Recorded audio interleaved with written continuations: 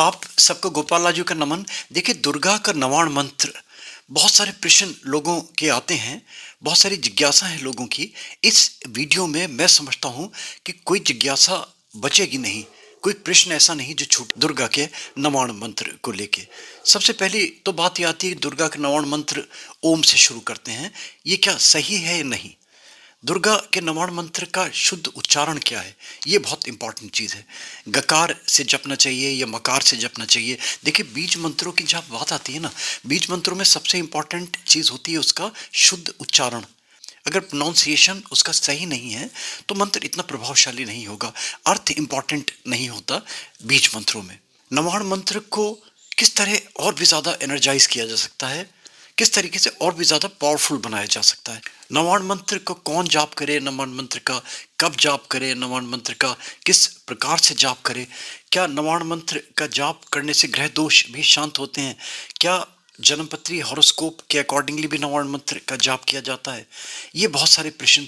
और एक सबसे इंपॉर्टेंट चीज आती है दुर्गा के नवाण यंत्र को लेके, दुर्गा के बीसा यंत्र को लेके। देखिए, पूरा इसका वीडियो बना दिया मैंने, ये भी आप आई कार्ड में जाएंगे तो आई कार्ड में आपको देखने को मिल जाएगा।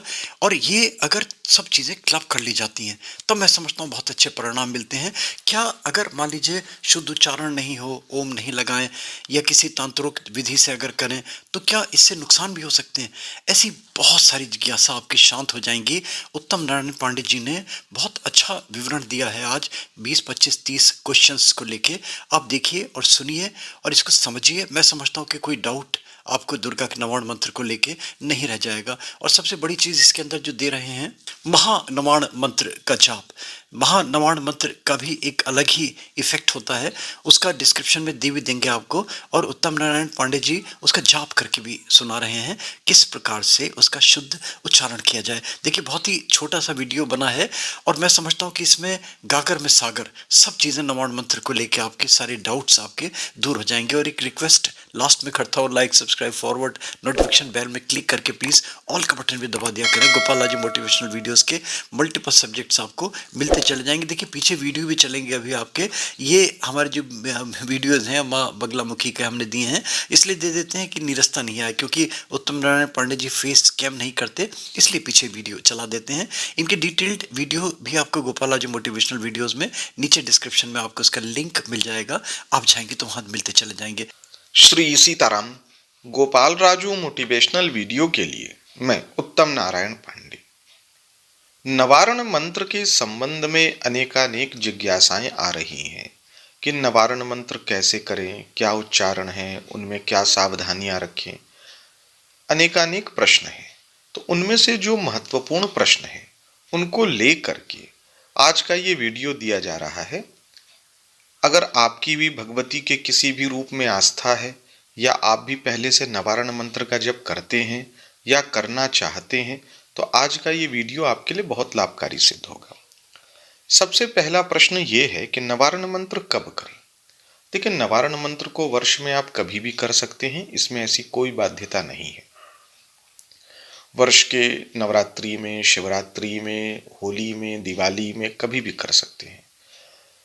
लेकिन अगर प्रतिदिन का कोई विशेष मुहूर्त पूछे तो हर दिन जो राहु काल होता है उसमें अगर आप नवारण मंत्र जप करते हैं तो आपको नवारण मंत्र बहुत जल्दी सिद्ध हो जाएगा। इसलिए अगर आप दैनिक मुहूर्त पूछें तो हर दिन का जो राहु काल होता है, राहु काल के संबंध में पूर्व में मैंने वीडियो दी हुई है, तो राहु काल में अगर आप इसका जप करते हैं तो आपके लिए ये विशेष लाभकारी है। अन्यथा आप इसको कभी भी सुबह, दोपहर, शाम, रात कभी भी कर सकते हैं, इससे आपको लाभ होगा। एक प्रश्न आया है कि नवारण मंत्र में प्रारंभ में ओम लगाएं या नहीं लगाएं। देखिए, नवारण मंत्र में जब हम ओम लगा देते हैं तो पहली बात तो ये कि ये 10 अक्षर का हो जाता है, यानी ये 10 अक्षरी हो जाता है, तो नवारण मंत्र रहता नहीं है। नवारण मंत्र बिना ओम के भी किए जाते हैं और ओम के साथ भी किए जाते हैं। ये परंपरा का भेद है। जो मूल तांत्रिक परंपराएं हैं वो बिना ओम के करती हैं, लेकिन जो तंत्र परंपराएं वैदिक और पुराण सम्मत हैं या उनसे संबंध मृदु है जिनका, वो ओम लगा के करती हैं, ऐसी भी एक मान्यता है।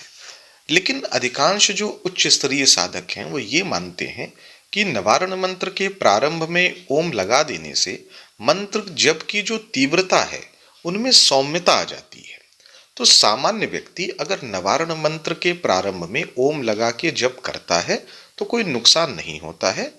लेकिन यहाँ सबसे महत्वपूर्ण बात यह है कि आपकी परंपरा क्या है। अगर आपकी परंपरा नवारण मंत्र के प्रारंभ में ओम लगा के जप करने की है तो आप ओम लगा के जप करें, और अगर आपकी परंपरा नवारण मंत्र के पूर्व में ओम लगा के जप करने की नहीं है तो न करें। लेकिन सामान्य तौर पर ओम लगा के जप किया जा सकता है, इसमें ऐसा कोई निषेध नहीं है। परंपरा विशेष में या तंत्र विशेष में जहां ऐसी स्थितियां हैं कि ओम नहीं लगता है, वहां की मैं बात नहीं कर रहा। अगला प्रश्न है, नवारण मंत्र में जो भगवती के बीज हैं ऐंग या एम, ह्रीं या ह्रीम, इनका उच्चारण क्या करें। जैसे जो मुख्य 3 बीज हैं ऐंग, ह्रीं, क्लीं, इनका उच्चारण क्या करें, ऐंग करें या एम करें। देखिए, ऐंग भी सही है, एम भी सही है। एक तो देश की परिस्थितियों के अनुसार, जैसे कुछ स्थानों में इसका उच्चारण ऐंग होता है और कुछ स्थान पे एम होता है। तो एक तो ये क्षेत्र विशेष के अनुसार भी मान्यता है, लेकिन अच्छे स्तरीय जो साधक हैं वो ये मानते हैं कि जब इसमें हम गकार का उच्चारण करते हैं, यानी ऐं ह्रीं क्लीं चामुंडायै विच्चे, जब इस तरीके से उच्चारण करते हैं तो इससे इस मंत्र जप से जो ऊर्जा उत्पन्न होती है उसमें अत्यंत तीव्रता होती है। लेकिन वहीं जब हम ऐं ह्रीं क्लीं चामुंडायै विच्चे जप करते हैं तो इस मंत्र जप से जो ऊर्जा उत्पन्न होती है उसमें अपेक्षाकृत थोड़ी सौम्यता होती है। इसलिए दोनों ही मंत्र जप सही है, चाहे आप गकार लेकर के कर रहे हैं या मकार लेकर के कर रहे हैं। लेकिन इसमें ज्यादा अच्छा हो कि आप जिसके मार्गदर्शन में जप कर रहे हैं उसने आपको जैसा बताया है आपकी प्रकृति के अनुसार आप उस तरीके का करें। उदाहरण के तौर पर अगर किसी व्यक्ति के कुंडली का 8वां भाव शनि से बहुत ज्यादा प्रभावित है और वो गकार उच्चारण करे तो उसके लिए वो ज्यादा लाभकारी होगा। या अगर कोई व्यक्ति तंत्र परंपराओं में दीक्षित है तो वहां अधिकांश मामलों में गकार का ही उच्चारण होता है। तो ये भी बात है, यानी दोनों ही परिस्थितियों में इसका उच्चारण सही है। एक प्रश्न आया है कि क्या नवारण मंत्र और नवग्रहों का कोई संबंध है। बिल्कुल है, नवारण मंत्र का नवग्रहों से संबंध है। जैसे इसमें जो भगवती का बीज माया बीज है ह्रीं या ह्रीं, इसके उच्चारण से सूर्य ग्रह से संबंधित जो दुष्प्रभाव हैं वो शांत हो जाते हैं। उदाहरण के लिए आपकी आंखें बहुत कमजोर हैं, आपको हड्डी संबंधित, चमड़े संबंधित, हृदय संबंधित रोग है, या आपकी कुंडली का सूर्य नीच का है, या सूर्य की दशाएं चल रही हैं, सूर्य मार्केश है। कहने का आशय यह है कि सूर्य से संबंधित अगर बहुत समस्याएं हैं तो आप एक कार्य कर सकते हैं, नवारण मंत्र के प्रारंभ में और अंत में ह्रीं लगा करके, जैसे कि ह्रीं ऐं ह्रीं क्लीं चामुंडायै विच्चे ह्रीं, ऐसा कर सकते हैं। या अगर आप मकार उच्चारण करते हैं तो ह्रीं ऐं ह्रीं क्लीं चामुंडायै विच्चे ह्रीं। देखिए, यहां